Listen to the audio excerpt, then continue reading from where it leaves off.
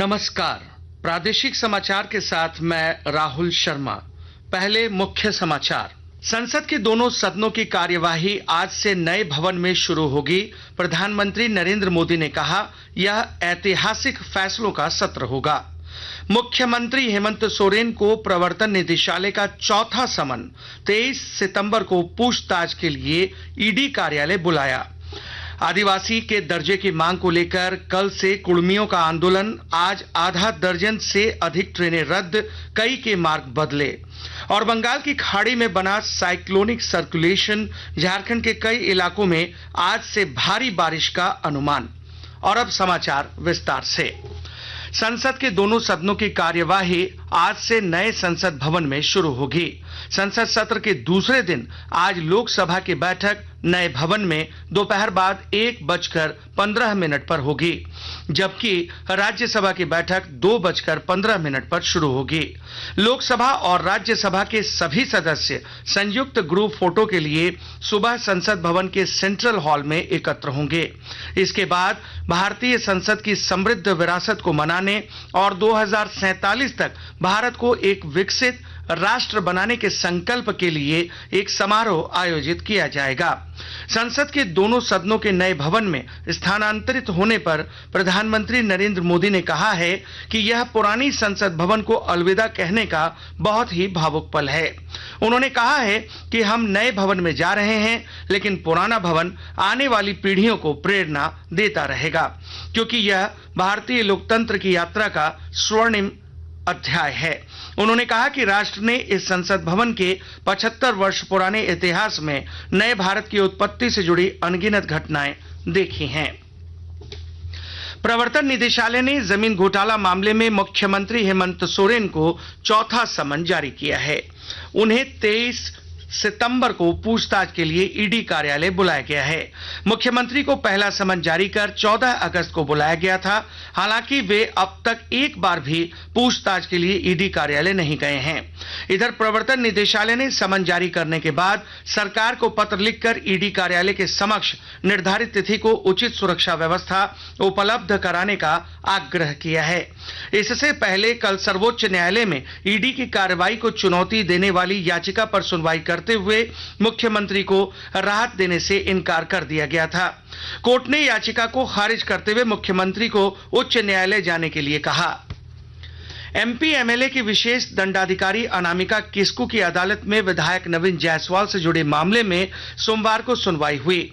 आचार संहिता उल्लंघन मामले में हटिया विधायक नवीन जायसवाल को दोनों पक्षों की सुनवाई के बाद रिहा कर दिया गया। डोरंडा थाना में विधायक नवीन जायसवाल के खिलाफ 2019 में आचार संहिता से संबंधित मामला दर्ज किया गया था। अनुसूचित जनजाति के दर्जे की मांग को लेकर कल से राज्य के कुर्मी एक बार फिर से आंदोलन करेंगे। इस बार यह आंदोलन अनिश्चितकालीन होगा। कल आंदोलन को लेकर कुर्मी विकास मोर्चा द्वारा बताया गया कि सरकार द्वारा हमें आदिवासी की मान्यता नहीं दी गई है।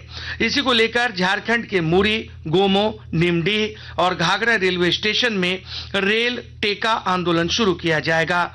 इसके अलावा पश्चिम बंगाल में खेमासुली स्टेशन और कुस्तौर रेलवे स्टेशन, उड़ीसा के हरिचंदनपुर, जरिएकेला और धनपुर रेलवे स्टेशन में भी रेल टेका आंदोलन शुरू होगा। आंदोलन को देखते हुए आज आधा दर्जन से अधिक ट्रेनें रद्द कर दी गई हैं। वहीं कई ट्रेनें आज परिवर्तित मार्ग से चलेंगी। आजसू पार्टी के मुख्य प्रवक्ता डॉक्टर देवशरण भगत ने कहा कि पार्टी का 3 दिवसीय केंद्रीय महाधिवेशन 29 सितंबर से 1 अक्टूबर तक मोरहाबादी मैदान में आयोजित किया गया है। महाधिवेशन राज्यव्यापी और राज्य की चुनौतियों को लेकर होगा। महाधिवेशन के माध्यम से राज्य के आम राय को एकमत करने की तैयारी की गई है।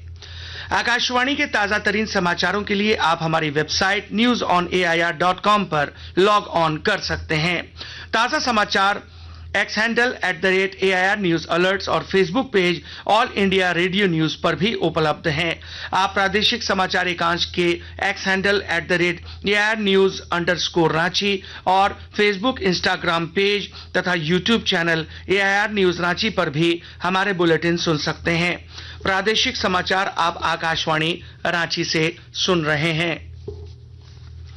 प्रधानमंत्री नरेंद्र मोदी रविवार को विश्वकर्मा पूजा के अवसर पर पीएम विश्वकर्मा योजना लॉन्च कर चुके हैं। इसे लेकर लोगों में भारी उत्साह नजर आ रहा है। विस्तृत ब्यौरे के साथ हमारे संवाददाता। प्रधानमंत्री नरेंद्र मोदी रविवार को विश्वकर्मा पूजा के अवसर पर पीएम विश्वकर्मा योजना लॉन्च किए। इसे लेकर लोगों में भारी उत्साह है। हजारीबाग के सांसद जयंत सिन्हा ने बताया कि योजना से लघु उद्योग को जीवित किया जा सकता है, लाभुकों का जीवन स्तर भी ऊंचा होगा। उन्होंने यह भी कहा कि हजारीबाग में भी कई लघु उद्योग चल रहे हैं, उन्हें भी प्रधानमंत्री के इस योजना का लाभ मिलेगा। सदर विधायक मनीष जायसवाल ने कहा, हाथ के हुनर से, औजारों से परंपरागत रूप से काम करने वाले लाखों परिवार के लिए योजना उम्मीद की नई किरण बनकर आ रही है। इस योजना के अंतर्गत कारीगरों को आर्थिक सहायता देने का प्रावधान है। गौरव प्रकाश, आकाशवाणी समाचार, हजारीबाग। भारतीय क्रिकेट कंट्रोल बोर्ड बीसीसीआई ने ऑस्ट्रेलिया के साथ 3 मैचों की एक दिवसीय श्रृंखला के लिए भारतीय टीम की घोषणा कर दी है। बीसीसीआई के मुख्य चयनकर्ता अजित अगरकर ने इसके लिए 2 अलग-अलग टीमों की घोषणा की। शुरुआती 2 मैचों में रोहित शर्मा की गैर मौजूदगी में केएल राहुल के टीम कप्तान और रविंद्र जडेजा उप कप्तान बने रहेंगे। रोहित शर्मा, विराट कोहली और ऑलराउंडर हार्दिक पांड्या को पहले 2 एक दिवसीय मैच के लिए आराम दिया गया है। हालांकि तीसरे और अंतिम एक दिवसीय मैच में ये तीनों खिलाड़ी टीम में मौजूद रहेंगे। पहला एक दिवसीय मैच शुक्रवार को मोहाली में खेला जाएगा। चयनकर्ताओं ने स्पिन गेंदबाज रविचंद्रन अश्विन और वाशिंगटन सुंदर को भारतीय दल में शामिल किया है। और अब मौसम। बंगाल की खाड़ी में एक साइक्लोनिक सर्कुलेशन बन रहा है। इसका असर झारखंड पर भी पड़ सकता है। मौसम विभाग के अनुसार राज्य के कई जिलों में 22 सितंबर तक भारी बारिश की संभावना है। मौसम विभाग ने बताया है कि 19 सितंबर को राज्य के अधिकांश जिलों में बारिश का अनुमान है। 22 सितंबर तक बारिश की स्थिति को देखते हुए मौसम विभाग ने येलो अलर्ट जारी किया है। 20 सितंबर को राज्य के दक्षिणी एवं मध्य भागों में कहीं कहीं भारी बारिश हो सकती है। गर्जन और वज्रपात की भी चेतावनी जारी की गई है। 10 दिनों तक चलने वाला गणेश उत्सव आज से शुरू हो गया है। राजधानी रांची में भी कई जगहों पर गणेश पूजा का आयोजन किया गया है। इसके लिए कई जगहों पर भव्य पूजा पंडालों का निर्माण किया गया है। धनबाद जिले में विनोद बिहारी महतो कोयलांचल विश्वविद्यालय के पीजी विभाग को छोड़कर सभी अंगीभूत कॉलेज में आज गणेश चतुर्थी की छुट्टी रहेगी। इस संबंध में विश्वविद्यालय प्रशासन ने अधिसूचना जारी कर दी है। और बुलेटिन के अंत में अखबारों की सुर्खियां।